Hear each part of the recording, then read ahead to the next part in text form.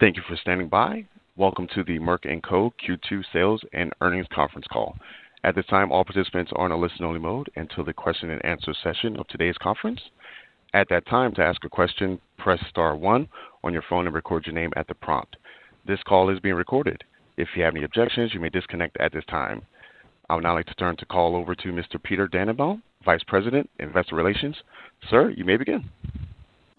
Thank you, Cedric, and good morning, everyone. Welcome to Merck's second quarter 2023 conference call. Speaking on today's call will be Rob Davis, Chairman and Chief Executive Officer, Caroline Litchfield, Chief Financial Officer, and Dr. Dean Li, President of Merck Research Labs. Before we get started, I'd like to point out a few items. You will see that we have items in our GAAP results such as acquisition-related charges, restructuring costs, and certain other items. You should note that we have excluded these from our non-GAAP results and provide a reconciliation in our press release.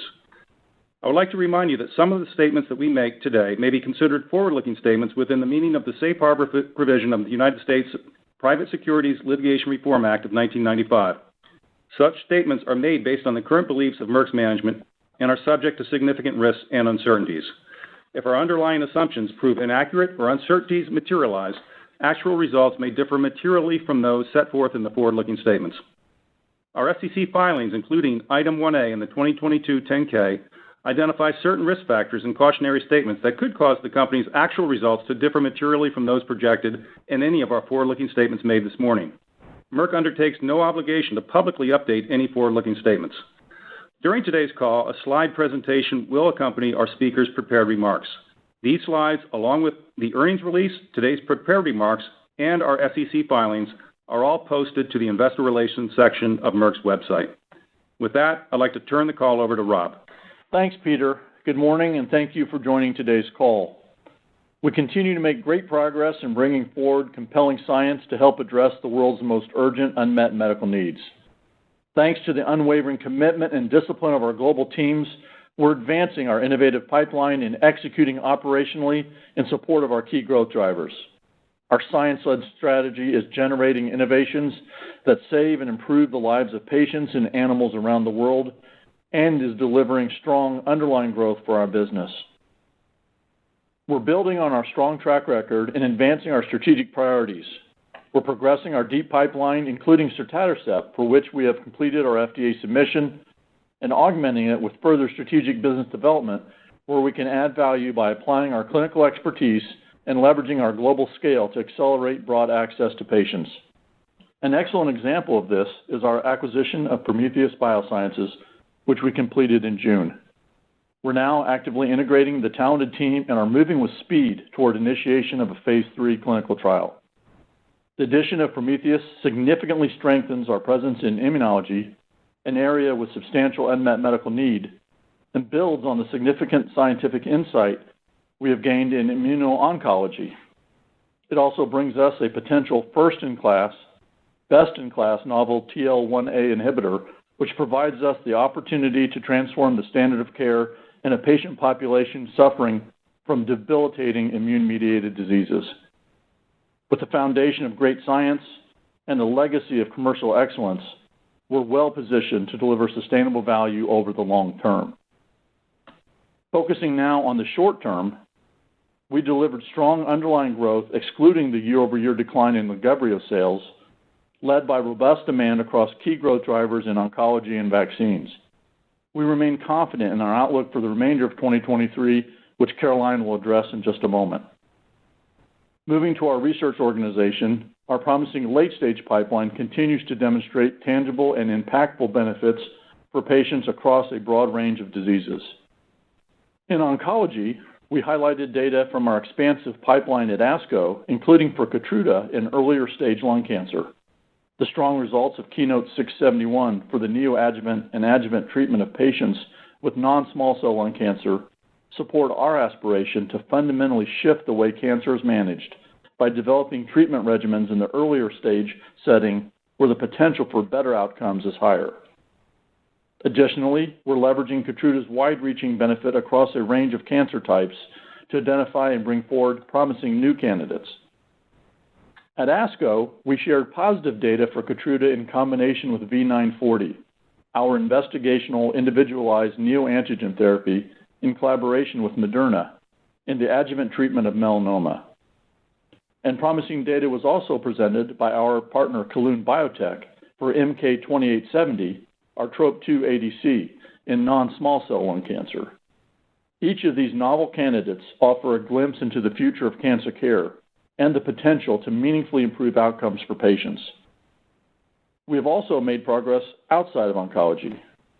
We're advancing our population-specific approach to pneumococcal vaccination and are very pleased to have announced positive top-line results for our adult vaccine candidate, V116. If approved, V116 would be the first pneumococcal conjugate vaccine specifically designed for adults. And Dean will speak to our progress in cardiometabolic disease, including positive data we recently presented for our GLP-1 glucagon receptor dual agonist. I commend Dean and his team on the significant work being done to advance our broad pipeline and their commitment to Merck's purpose. Innovation is the core of who Merck is, and it's what our company strives to achieve every day. We're grounded in the relentless pursuit of advancing science and raising the bar of innovation to deliver value for patients. With that in mind, I'd like to speak for a moment about the Inflation Reduction Act. We've consistently communicated our support for elements of the law that improve patient affordability and access, such as the Medicare Part D reform, but which do so without damaging the very promising long-term innovation potential of the biopharmaceutical industry. Through the complaint we recently filed in U.S. District Court, Merck is taking a principled stand against the negative long-term impacts of the price negotiation provision of the IRA, which we believe amounts to unconstitutional price setting that violates several provisions of the U.S. Constitution. This misguided policy does not strike the right balance between incenting investment and innovation and improving affordability and access. That said, we remain committed to working with the U.S. government to find a better approach to improve affordability and access while protecting further drug breakthroughs that benefit patients facing unmet medical needs. We know it is critical that we provide broad access both to our current portfolio of medicines and vaccines and to our future innovations in order to serve the greatest number of patients possible now and for years to come. Our upcoming annual impact report will highlight accomplishments across our 4 priority areas, including access to health, where a portion of employee compensation will now be driven by metrics linked to our progress. In summary, our science-led strategy is working. We're driving significant scientific, commercial, and operational momentum, which we expect will enable strong full-year growth. I want to thank our talented, dedicated, and diverse global team for their hard work and commitment to delivering value for patients, shareholders, and all of our stakeholders. With these efforts, I'm confident we will continue to drive sustained success well into the future. With that, I'll turn the call over to Caroline. Thank you, Rob. Good morning. As Rob noted, we delivered another very strong quarter with underlying growth driven by demand across our innovative portfolio. These results reflect the profound impact of our medicines and vaccines globally and reinforce the confidence we have in the health of our business and in the outlook for continued strong underlying growth. Now turning to our second quarter results. Total company revenues were $15 billion. Excluding the impact from Lagevrio and foreign exchange, the business delivered very strong growth of 14%. The remainder of my revenue comments will be on an ex-exchange basis. Our human health business sustained its strong momentum. Excluding Lagevrio, growth was 17%, driven by oncology and vaccines. Sales in our animal health business increased 2% across both companion animal and livestock products. Now turning to the second quarter performance of our key brands. In oncology, Keytruda grew 21% to $6.3 billion, driven by increased utilization from approvals in earlier stage cancers and continued strong global demand from metastatic indications. In the U.S., Keytruda grew across all key tumor types and continues to benefit from usage in earlier stage cancers, including triple-negative breast cancer, as well as in certain types of renal cell carcinoma and melanoma. we are encouraged by the positive feedback from healthcare providers and initial uptake of Keynote-091, reflecting the significant impact Keytruda is having on patients with earlier stage non-small cell lung cancer. Outside the US, Keytruda is maintaining its leadership in non-small cell lung cancer. Growth was driven by demand in metastatic renal cell carcinoma and certain types of head and neck cancer, as well as in earlier stage cancers, including high-risk, early-stage triple-negative breast cancer and renal cell carcinoma, which saw continued uptake in recently launched markets. Lynparza remains the market-leading PARP inhibitor. Alliance revenue grew 15%, driven by increased demand in certain international markets. Lenvima Alliance revenue grew 6% due to increased demand for the treatment of certain patients with advanced renal cell carcinoma and endometrial cancer in the US, partially offset by lower sales in China. Our vaccines portfolio delivered exceptional growth, led by Gardasil, which grew 53% to $2.5 billion. Performance was driven by strong global demand, especially in China, where we are benefiting from the expanded indication of Gardasil 9 for girls and women 9 to 45 years of age. Vaccine sales also benefited from increased uptake of Vaxneuvance following the ongoing pediatric launch, particularly in the US. In our hospital acute care portfolio, Bridion sales grew 19%, driven by increased market share among neuromuscular blockade reversal agents in the US. Sales in our animal health business grew 2%. Livestock sales growth reflects price actions as well as higher demand for swine and poultry products, partially offset by lower demand for ruminant products due in part to reduced herd sizes. Companion animal growth reflects price actions, including for the Bravecto line of products, partially offset by supply challenges for certain vaccines. I will now walk you through the remainder of our P&L, and my comments will be on a non-GAAP basis. Gross margin was 76.6%, an increase of 1.9 percentage points due to favorable product mix, including a benefit from the lower sales of Lagevrio. Operating expenses increased to $15.9 billion, including a $10.2 billion one-time charge related to the acquisition of Prometheus. Excluding this charge, operating expenses grew 10%. This growth reflects increased investments in support of near-term opportunities for our inline portfolio and disciplined investments for the future as we advance our exciting early and late-phase pipeline. Other income was $19 million. Our tax provision was approximately $800 million. As a result of the Prometheus one-time charge, we had a pre-tax loss this quarter. This one-time charge is not tax deductible. Our tax rate is therefore a negative 18.4%. Taken together, we reported a loss of $2.06 per share, which includes a negative impact of $4.02 per share from the one-time charge related to the Prometheus transaction. Turning now to our 2023 non-GAAP guidance. The underlying strength of our business has enabled us to raise and narrow our full-year revenue guidance. We now expect revenue to be between $58.6 and $59.6 billion, an increase of $800 million at the midpoint.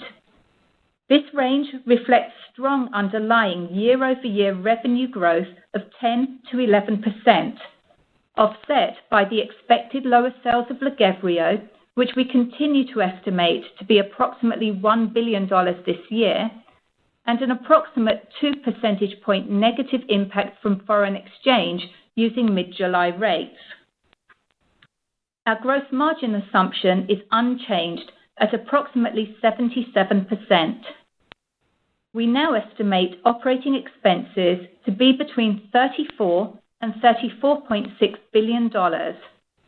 This range includes $11.6 billion of acquisition and upfront collaboration, research and development expenses associated with Prometheus, Imago, and Kelun. Our guidance does not assume additional significant potential business development transactions. We now assume other expense of approximately $100 million, which includes incremental financing costs related to Prometheus. Our full-year tax rate is expected to be between 30.5% and 31.5%, reflecting an increase due to the Prometheus transaction of approximately 15 percentage points. We continue to assume approximately 2.55 billion shares outstanding.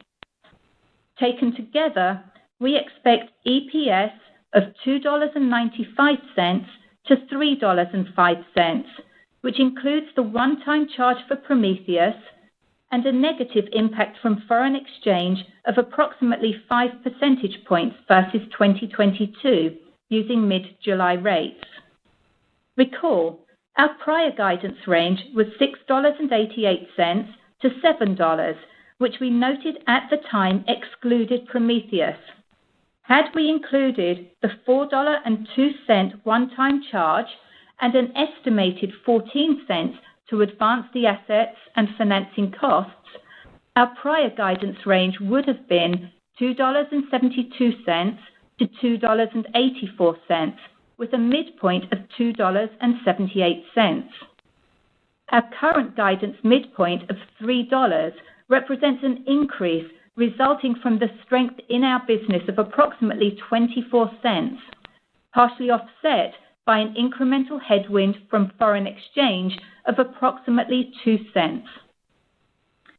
Our guidance reflects our continued confidence in the strength of our business, driven by our key pillars, enabling us to deliver robust underlying growth while investing in our promising pipeline. As you consider your models, there are a couple of items to keep in mind. Keytruda growth has been exceptional in recent quarters, outperforming our expectations, driven in part by robust uptake of recently launched earlier stage indications. We continue to expect strong year-over-year growth of Keytruda, but not quite at the levels experienced in recent quarters as a result of lapping launches and the impact of continued pricing headwinds, particularly as we launch new indications in key European markets. In addition, there was a small benefit from wholesaler purchase timing in the U.S. in the second quarter, which we expect to reverse in the third quarter. As we look out to 2024 and beyond, we continue to expect strong growth, including the impact of additional approvals. And as a reminder, while we expect the pace of growth of Gardasil to be higher in 2023 than 2022, the rate of second half growth is anticipated to be below the first half, due in part to the timing of shipments to China. Now turning to capital allocation, we will continue to prioritize investments in our business and growing pipeline to drive near and long-term growth across our portfolio. We remain committed to our dividend with the goal of increasing it over time. Business development remains a priority. We remain well-positioned to pursue the most compelling external science through value-enhancing business development to augment our pipeline. We continue to expect to execute a modest level of share repurchases this year. To conclude, as we enter the second half of the year, we remain very confident in both the strength of our underlying business, driven by global demand for our innovative medicines and vaccines, and the excellent execution of our dedicated teams across all areas of our business, which will enable us to continue to deliver value to patients, customers, and shareholders now and well into the future. With that, I'd now like to turn the call over to Dean. Thank you, Caroline. Good morning, everyone. It's my pleasure to provide an overview of the significant pipeline progress across multiple therapeutic areas since the first quarter call. Today, I will start with oncology, followed by vaccines and infectious diseases, and finally, onto our broader pipeline. Starting with oncology, the development of meaningful treatment options for patients with earlier stage disease, where there is greater prospect to improve outcomes, continues to be an area of significant progress. Last week, we announced the Phase 3 Keynote 756 trial evaluating Keytruda in combination with chemotherapy in patients with high-risk, early-stage estrogen receptor positive, HR positive, HER2 negative breast cancer met one of its dual primary endpoints of pathological complete response following the neoadjuvant part of the neoadjuvant/adjuvant study. This is the first Phase 3 study to demonstrate a positive result for an immunotherapy-based regimen in early-stage breast cancer for this patient population. Further, in women's cancer, and building on our progress in earlier stages of disease, we announced that the Phase 3 Keynote A18 trial met one of its primary endpoints of progression-free survival for treatment of newly diagnosed patients with high-risk locally advanced cervical cancer. This is the first study of Keytruda plus chemoradiotherapy or radiotherapy to show statistically significant and clinically meaningful improvement in progression-free survival. At ASCO, as part of our investor event, we provided an overview of our clinical development pipeline and highlighted relevant data presentations. We have strong momentum as we evaluate the opportunity for Keytruda in earlier stages of disease. Detailed results were presented from the ongoing Keynote 671 study, evaluating Keytruda in combination with platinum doublet chemotherapy as neoadjuvant therapy, followed by adjuvant Keytruda in patients with resectable stage 2, 3A, and 3B non-small cell lung cancer.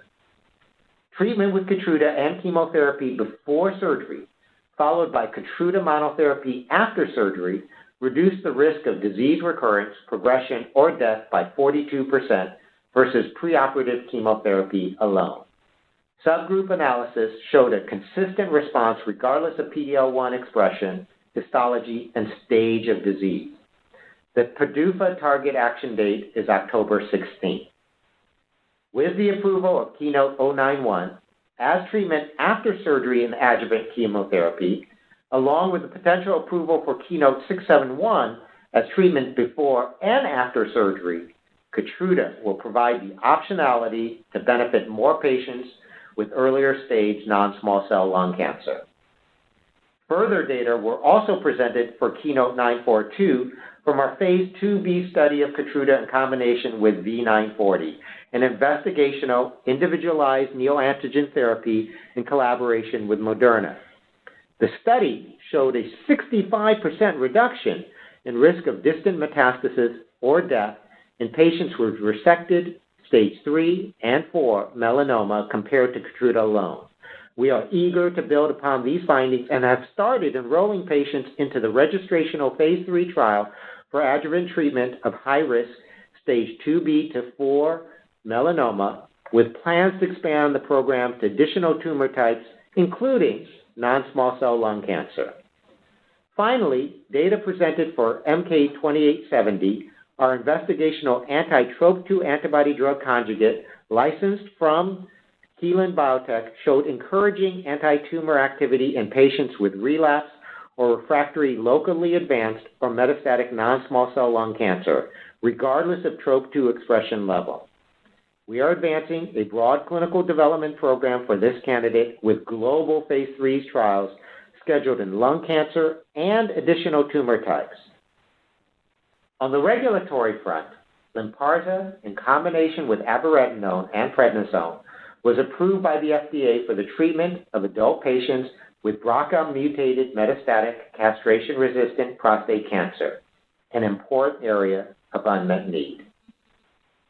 In addition, our supplemental biologics license application for KEYTRUDA in combination with chemotherapy for patients with locally advanced unresectable or metastatic biliary tract cancer based on findings from Keynote 966 was accepted by the FDA for review.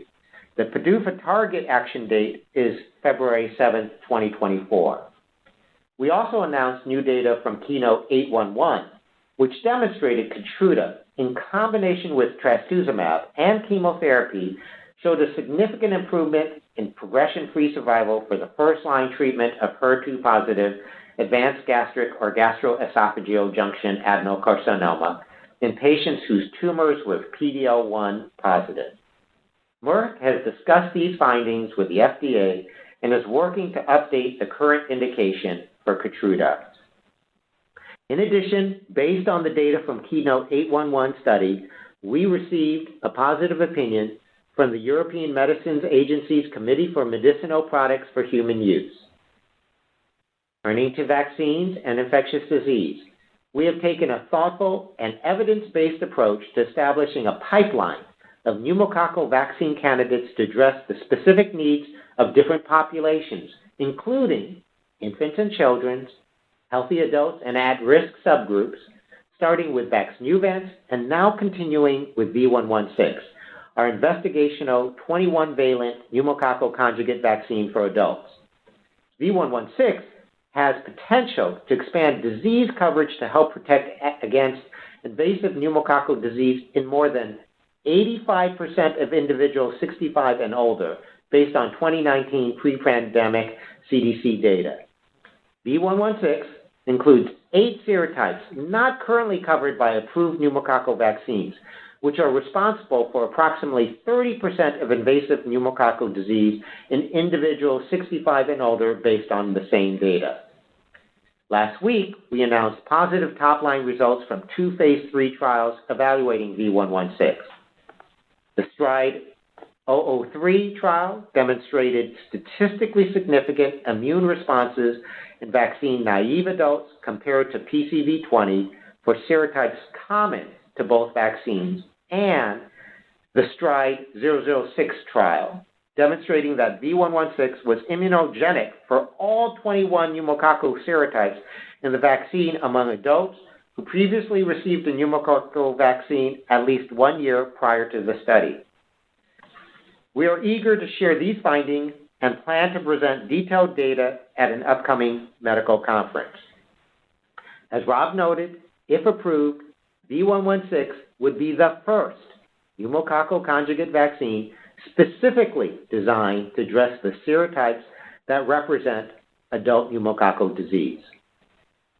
In infectious diseases, we received FDA approval for Preventive for prophylaxis of cytomegalovirus disease for adult recipients of kidney transplant who are at high risk of CMV infection. Since 2017, Preventive has been an important preventive option for CMV infection and disease in adult seropositive recipients of an allogeneic hematopoietic stem cell transplant, and we are pleased to build on the benefits it provides with this new approval. Progress continues in the cardiometabolic space. As Rob mentioned, following the remarkable results from the STELLAR trial, we have completed the submission to the FDA of the biologics license application for sotatercept for the treatment of adults with pulmonary arterial hypertension. Sotatercept has been granted breakthrough therapy designation by the FDA, and we look forward to work with the agency on its review. We are advancing our broad cardiovascular program. Enrollment in phase 3 trials for MK0616, our oral PCSK9 inhibitor, is anticipated to start later this month. In June, at the European Association for the Study of the Liver meeting, positive results were presented from the phase 2A randomized, active comparator-controlled, open-label study of phenylpegdutide, our investigational GLP-1 glucagon receptor dual agonist, in patients with non-alcoholic fatty liver disease. Based on the findings from this study, phenylpegdutide was granted fast-track designation by the FDA. We have now started a phase 2B study to evaluate efficacy and safety in adult patients with pre-cirrhotic NASH. Lastly, the FDA has accepted our resubmission of the new drug applications for gefapixant, our P2X3 receptor antagonist, for the treatment of refractory or unexplained chronic cough in adults. The PDUFA target action date is December 27, 2023. This follows the positive opinion from the CHMP in the European Union. And finally, as Rob mentioned, this past quarter, we are delighted to welcome our new colleagues from Prometheus to Merck. The team is focused on advancing the clinical development program for MK-7240, formerly PRA-023, and leveraging our combined strengths and expertise to better serve patients with immune-mediated diseases. In closing, we have established a regular cadence of late-phase pipeline progress and are proceeding with speed and rigor to advance a promising portfolio of diverse candidates guided by science and focused on patient needs. Moving forward, we are well positioned to build on this momentum with further regulatory milestones, data readouts, and clinical catalysts across therapeutic areas. And now, I turn the call back to Peter. Thank you, Dean. Cedric, we're ready to take questions. We'd appreciate analysts limiting themselves to one question so we can get to as many as possible today. Thank you. Thank you. Ladies and gentlemen, if you wish to ask a question, please press star 1 on your telephone keypad.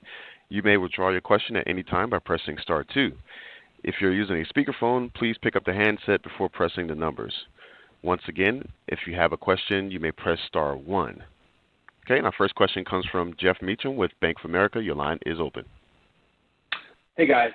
Thanks so much for the question. Rob, you opened up the call with some comments on the IRA suit, so I wanted to ask you a little bit on that. I know it's hard to talk specifics on your strategy, but at a higher level, how important is it to get more companies to join the fray with Merck? And are there any milestones to watch for this fall in the suit, beyond the initial 10 drugs being named next month? Thank you. Yeah, Jeff, well, I appreciate the question. And with regards to the IRA, obviously, our concern, and I think it's just worth reinforcing, is about what we see as an untenable challenge to innovation in the industry. And that's really the principal reason that drove us to bring the suit. But to your question, as you know now, there are 4 drug companies actually in total, including Merck, have raised suits, all largely following the same types of arguments. In addition to, we have the chamber filed a suit as well as the trade group Pharma. So, we're all moving forward, and our belief is that the provisions, particularly the negotiation provision of the IRA, is in violation of both the Fifth and the First Amendment of the Constitution, and is not good policy. That's what brought us to bring the suit. As we look forward, we're going to take this to the fullest, which means we'll take it through district court, and if need be, into circuit court, and ultimately to the Supreme Court. So really, that's the strategy. I don't want to comment on, other companies, whether you're going to see additional companies come in beyond the 4 that are in now. As far as any kind of triggers to watch for, not really, because while, obviously, we have set dates for the initial discovery and some of the initial hearings, this is going to take a while to play out. What I do think is highly likely is that we will be able to see this resolved by the time we get into the 2026 timeframe. That's really what we're thinking about and moving through the various courts as needed. But I wouldn't really think you're going to see any large indicator in the near term. This is a longer-term play. Thanks, Jeff. Next question, please, Cedric. Yes, our next question comes from Mohit Bansal with Wells Fargo. Your line is open. Great. Thank you very much for taking my question. My question is regarding the one-time items, Carolyn, you mentioned regarding China for Gardasil as well as Keytruda in the U.S. Would you be able to quantify this a little bit, just trying to understand the magnitude of how much beat is impacted by those one-time items? Thank you. Yes, of course, Mohit. Thank you for the question. So first, talking about Gardasil, there were no one-time items in the quarter for Gardasil. We had exceptional growth, that growth was driven by every geography around the world. As we think about the second half of the year, though, we do expect shipments to China to be less than they were in the first half of the year, and therefore expect the second half of the year growth to be slower than what we've achieved in the first half. For Keytruda, we had a very strong quarter, and that strength was across all indications, including the earlier stage cancer indications that we're launching. In the United States, we had sales of $3.9 billion, a growth of 21%. Now, that growth included approximately $50 million of benefit because wholesaler buy-in in the second quarter of 2023 was slightly higher than the buy-in we saw in the second quarter of 2022. One of the distributors who has bought in has indicated that they expect to buy out in the third quarter, and the quantum of that buyout has been indicated to be $150 million. That said, we continue to expect strong growth from Keytruda given the current indications we have, as well as new launches to come. Great. Thanks, Mohit. Next question, please, Cedric. Yes, our next question comes from Louise Chen with Cantor. Your line is open. Hi, thank you for taking my questions. I just wanted to ask you on your Prometheus phase 3 clinical trial, if you could give more color on the trial designs and then when you'll start those, and then if you'll pursue any other indications outside of IBD. Thank you. Yeah, so I'll take that. Thank you very much for the question in relationship to the Prometheus. Again, I just want to level set. For inflammatory bowel disease, there's a lot of cycling of anti-cytokines and then other mechanisms. Some of them actually have a black box. So we're very enthusiastic of moving forward with MK-7240 or the TL1A. In relationship to the start of the phase 3, the integration is going extremely well. We anticipate to be starting that phase 3 this year for ulcerative colitis, and as other data comes in terms of Crohn's disease and other diseases, we'll adjust appropriately. So the start of the phase 3, we are targeting this year, and the integration with our colleagues at Prometheus has gone extremely well. Great. Thanks, Louise. Next question, please, Cedric. Yes, our next question comes from Seamus Fernandez with Guggenheim Investments. Your line is open. Great, thanks.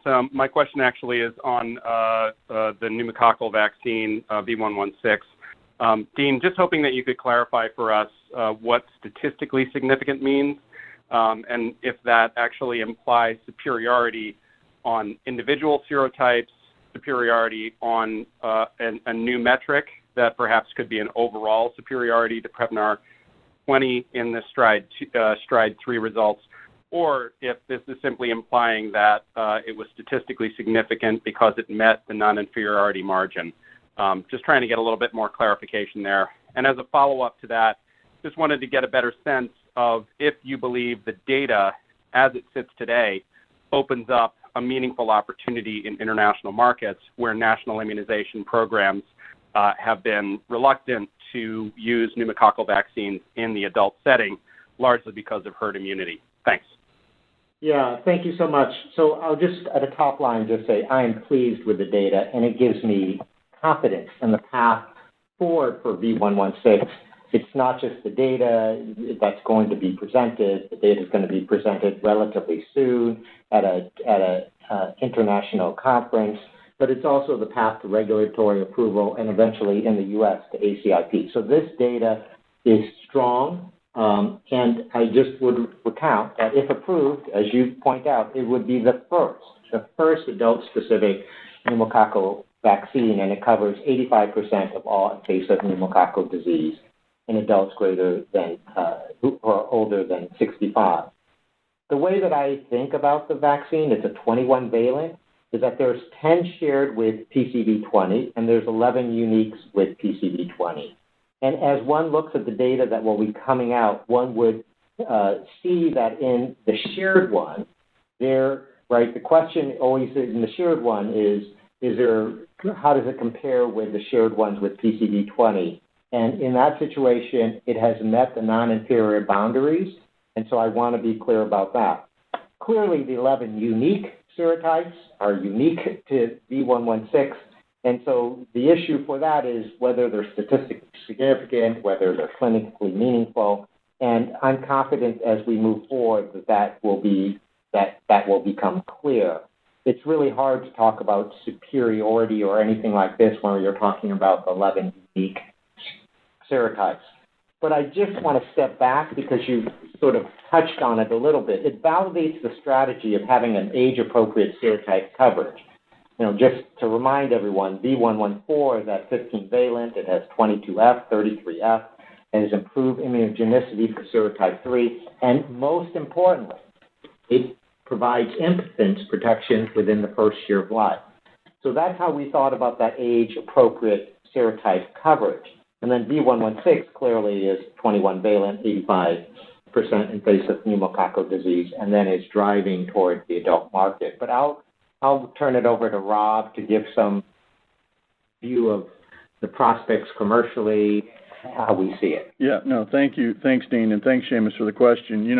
As Dean just summarized, the data is pretty much about as good as you could expect. So as we sit here today, we're very confident in what this vaccine can offer, both in the United States, and we do believe there's a meaningful opportunity for us to take this internationally. So, we're going to have to see how it plays out, but as we sit here today, we are excited about this product and ready to launch as soon as we get approval to do so, because we do think, as Dean pointed out, we give 85% coverage. That's 30% better than Prevnar 20. It's also better than any other vaccine currently in development. So we think this is an important drug, and when you combine it with what we have with Vaxneuvance, our pneumococcal franchise is a significant opportunity that we think could be multi-billion as we go out into the future. So this is something we're invested in, and we're going to continue to drive aggressively. Thanks, Seamus. Next question, please, Cedric. Yes, our next question comes from Akash Tewari with Jefferies Group. Your line is open.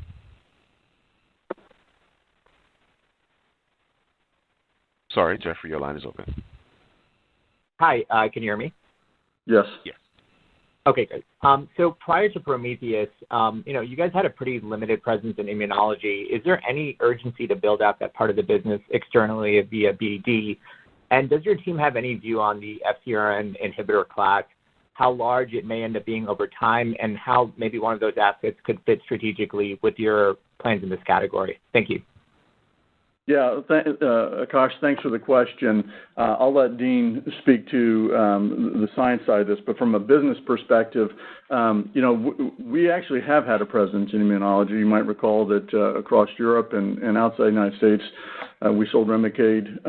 So we've been involved in Symphony. So we've been involved in this space. As we sit here today, we don't see a significant commercial build. We think actually we can leverage a lot of the capabilities we have. We will invest in this area for success. And then Dean can comment, but we have been building on the science side. Obviously, we did the Pandion acquisition, building off the learning from immuno-oncology into the immunology space, and now with Prometheus, as well as we brought in some really top talent in both the discovery and development area in this area. So I think we're well positioned to drive this business. And obviously, we're always open to continuing to look for additional business development, but it's not something I think we have to do to fill a gap. It's more of how do we continue to augment for further growth.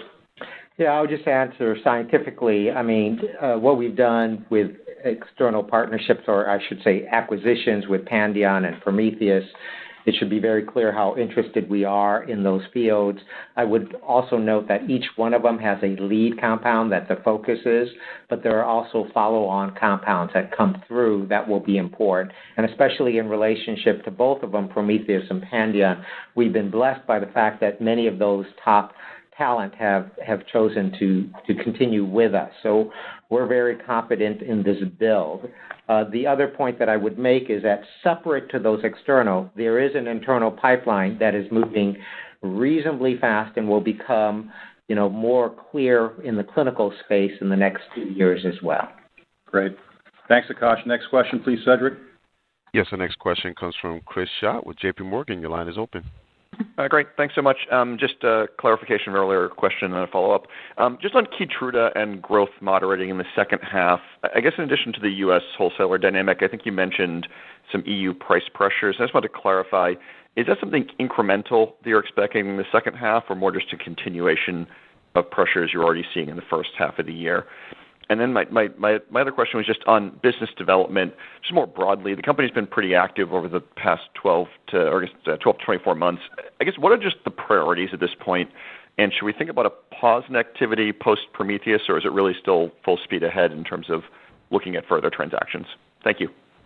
Thank you for the question, Chris. This is Caroline. In terms of the Keytruda expectations for the remainder of the year, as we noted, we do expect continued price pressure in Europe.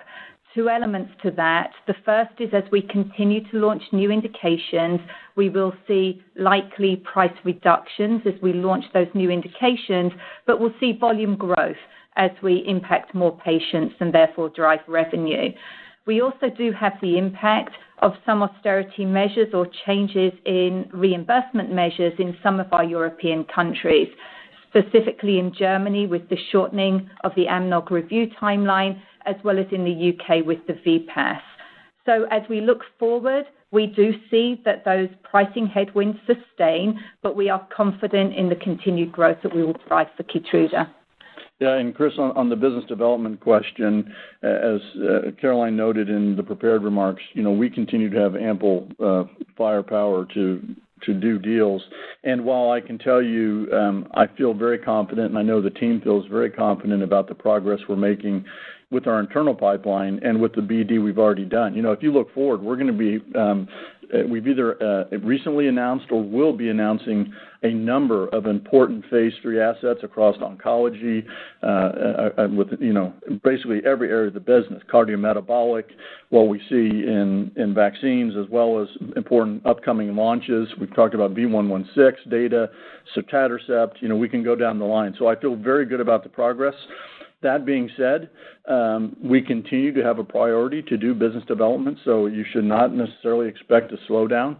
If and when assets that bring important scientific opportunities present themselves, where we see an alignment with strategy and where we can see value creation, we have the capacity and we will be and are willing to act on those. So we're out actively looking and we'll continue to drive deals because while I feel very good about where we are, we're talking about trying to build a sustainable engine well into the next decade, and we want to continue to add to the firepower we have coming out of our own discovery and development labs as well. Great. Thanks, Chris. Next question, please, Cedric. Yes, our next question comes from Dana Graybosch with Leerink Partners. Your line is open. Hello. I have a question. Thank you for the question on Keytruda. I wonder if you could talk about how much remaining headroom you see for Keytruda growth in some of the early stage markets that you've been mentioning, including triple-negative breast cancer, RCC.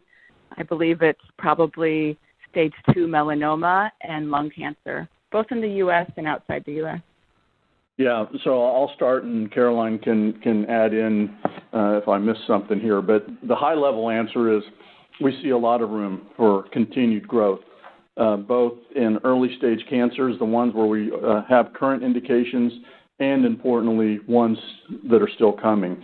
So kind of running through the list, triple-negative breast cancer obviously has driven important growth both in the adjuvant, neoadjuvant, and metastatic setting. It was a big driver of growth last year in the United States. It's a driver of growth in the U.S. this year.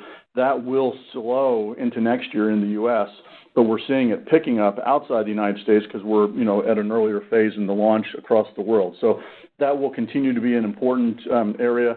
And then you saw today we announced important data in Keynote 756. So that is promising for a future indication that we could potentially see coming down the path in early stage breast cancer as well.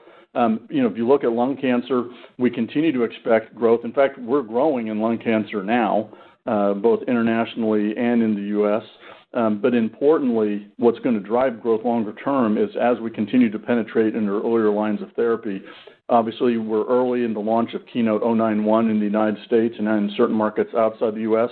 We're very excited about what Keynote 761 could be. and how that'll help drive growth in non-small cell lung cancer. And then across RCC, continued good growth in the adjuvant setting, good growth in metastatic. We have what's coming with Welireg, which is going to continue to broaden our opportunity there. Great growth coming in bladder cancer. I'll stop there because I could go on, but we want to get to other questions. The short answer is a lot of growth, a lot of opportunity with Keytruda. We're going to make a big difference in a lot of patients' lives as we move forward with this drug. Great. Thanks, Dana. Next question, please, Cedric. Yes, our next question comes from Tim Anderson with Wolfe Research. Your line is open. Thank you. I have a question for Dean on the TROP2 asset from Kelun. Kind of a key debate and a newer debate has been the role of the TROP2 biomarker and whether higher expression predicts better response. And it's come into focus more recently partly because of Astra's top line on their lung trial as well as a phase 3 trial they started earlier this year. So I'd like to get your views on the role of this biomarker, and specifically, do you plan to include that as a stratification factor in any of your upcoming phase 3 trials? Yeah, thank you very much for that question about TROP2 ADCs, especially in relation to the lung. So as a broader picture, I would just say that initially the focus will be in the metastatic, and then depending on how those play out, it may go into earlier stages of cancer as well, more broadly. But as we talk about lung cancer, the critical question that the field has to answer, us and others, is whether or not you can dethrone Keynote 189. So we're all trying to dethrone Merck's standard of care, which is pembro plus chemo in first line in metastatic non-small cell lung cancer. I will just say, lots of people have tried to do it, including us, and it's a high bar to try to overcome. And so the issue for us is how do you overcome that? Because I think if you can prove that an ADC can do that, that will be very important for the field. And so we have our data.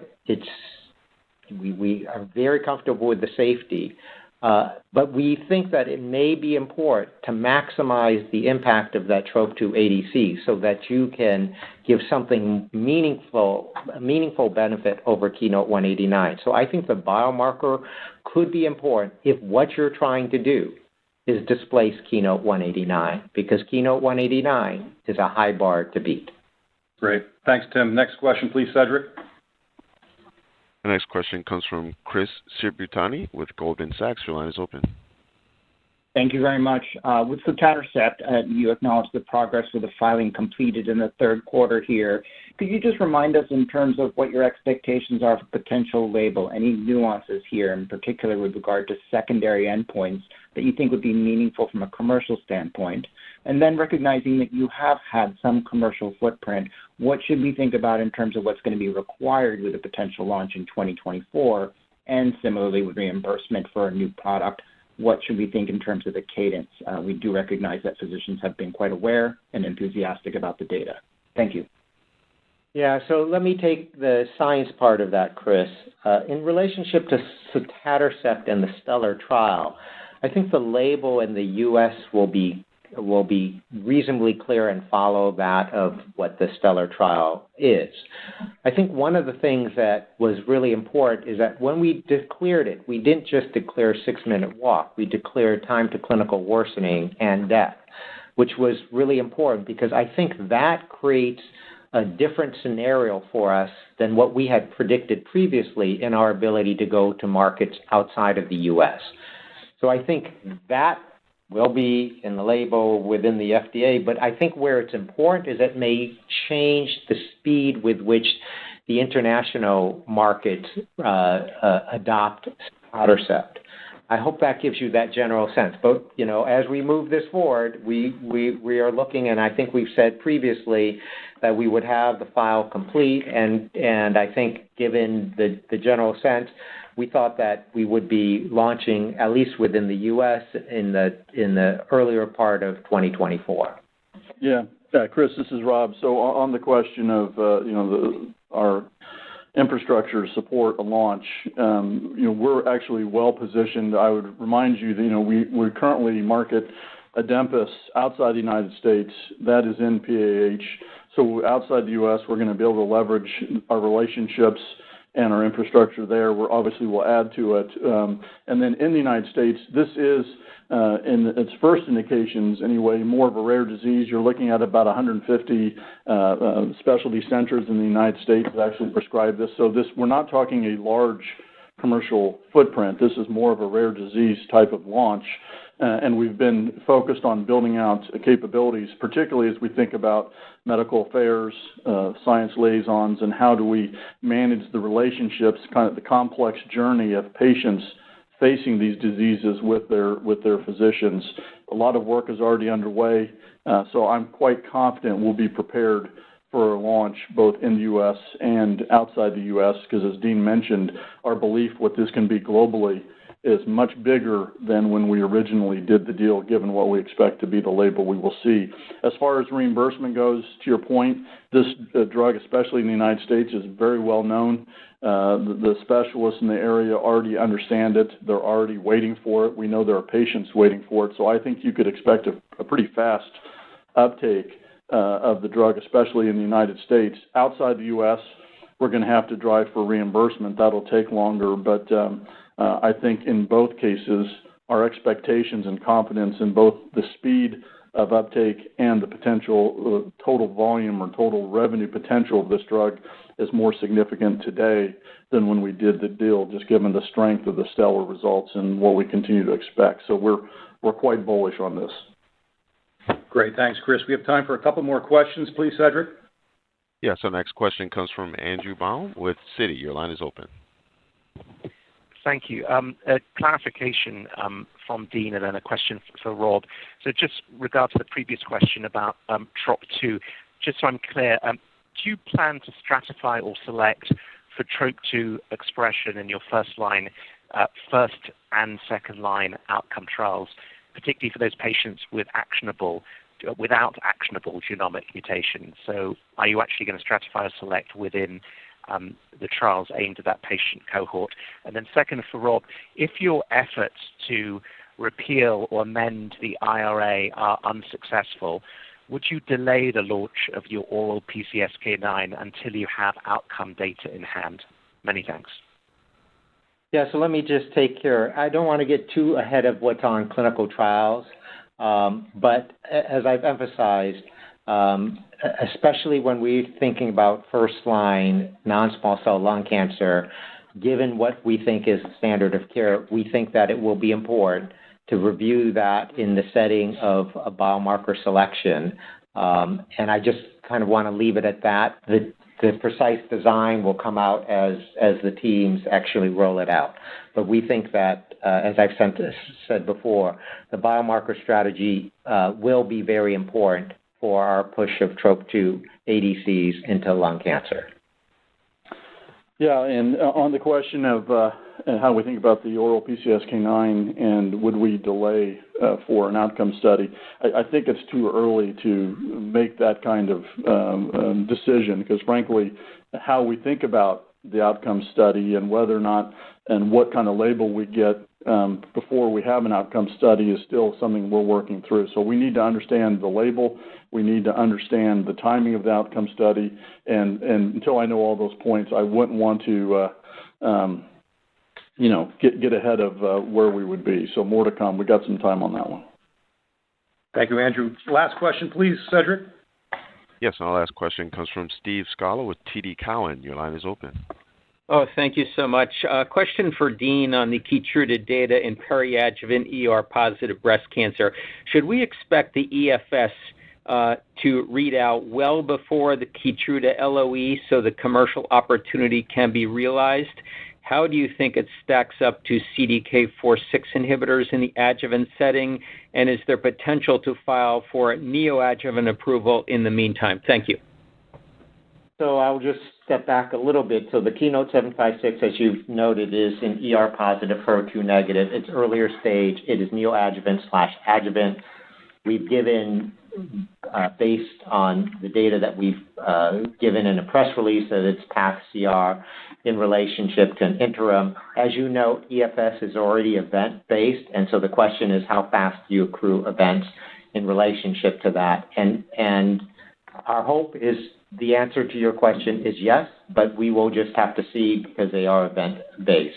I would just highlight, in Keynote 522, which is triple-negative breast, which is also earlier stage, which is also neoadjuvant, adjuvant, and also at a positive path CR. We've demonstrated that path CR is a predictor of the future, followed up by EFS. And so we'll have to just watch that data as that data advances. Great. Thanks, Steve. Rob? Yeah, well, I appreciate everyone investing time today with the call. And just really maybe to conclude, I just want to reinforce how confident I am about how well positioned we are to continue to drive value creation for patients, for shareholders, and for all of our stakeholders well into the future. And again, I just really want to thank all of my great colleagues across the globe for their substantial efforts. We really do look forward to building on the progress we have in the second half of 2023 and beyond. And hopefully what you took from our comments today, both prepared and in the Q&A, is our confidence in the progress we're making and in the difference we can make for patients across an ever-broadening area of therapeutic possibilities. So it's exciting what we have in front of us right now. Thank you. Great. Thank you all.